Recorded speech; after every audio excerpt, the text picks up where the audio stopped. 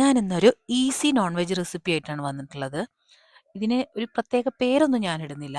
പേരുകൾ പറയുകയാണെങ്കിൽ ചിലപ്പോൾ അതിൻ്റെ തനതായ രീതിയിൽ ഞാൻ ഉണ്ടാക്കണം. ഞാനിത് എൻ്റെ രീതിയിലാണ് ഉണ്ടാക്കുന്നത്. ഞാനിവിടെ ചിക്കൻ്റെ ബ്രസ്റ്റ് പീസ് എടുത്തിട്ടുണ്ട്.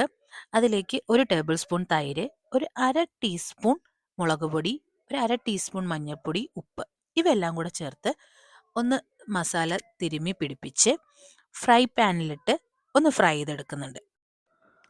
പാന് ചൂടാക്കി അതിലേക്ക് എണ്ണ ഒഴിച്ച് ഫ്രൈ ചെയ്തെടുക്കുക. ചെറിയ തീയിൽ വെച്ചിട്ട് വേണം ഫ്രൈ ചെയ്തെടുക്കാൻ.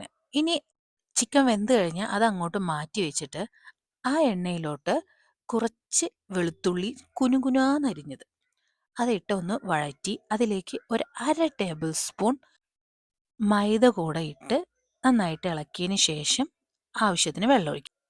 ആ മിക്സ് ഇങ്ങനെ കുറുകി വരുന്ന സമയത്ത് അതിലേക്ക് അല്പം ഉപ്പ് ഇട്ട് കൊടുക്കുക.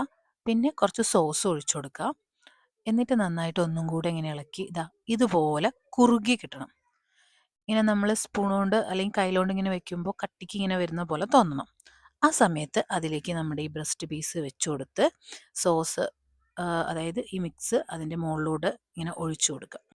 എന്നിട്ടൊന്ന് അടച്ചു വെച്ച് ചെറിയ ഫ്ലെയിമിൽ ഒരു 1 സെക്കൻഡ് 2 സെക്കൻഡ് വെച്ച് ഓഫ് ചെയ്യാം.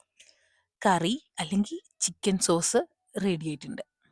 ഇതൊരു ഡിന്നറായോ അല്ലെങ്കിൽ കുബൂസിലേക്കൊക്കെ കൂട്ടാട്ടോ, റൈസിലൊട്ടും കൂട്ടാം. ഇത് ഞാൻ യൂസ് ചെയ്തിട്ടുള്ളത് ബിരിയാണി റൈസ് വേവിച്ചിട്ട് അതിലേക്ക് കുട്ടികൾക്ക് കൊടുക്കാൻ വേണ്ടിയിട്ടാണ്. കുട്ടികൾക്ക് ഭയങ്കര ഇഷ്ടപ്പെടും. എരിവും ഉണ്ടാവില്ല, എന്നാൽ മസാല ടേസ്റ്റും ഉണ്ടായിരിക്കും. എല്ലാവരും ഒന്ന് ട്രൈ ചെയ്ത് നോക്കൂ. പല പേരുകളിലും ഇങ്ങനെ അറിയപ്പെടുന്നുണ്ട്, പക്ഷേ അതിൻ്റെ തനതായ രീതിയിൽ ഉണ്ടാക്കണം എന്ന് മാത്രം. സബ്സ്ക്രൈബ് ചെയ്യാത്തവർ സബ്സ്ക്രൈബ് ചെയ്യണം കേട്ടോ. ഓക്കെ.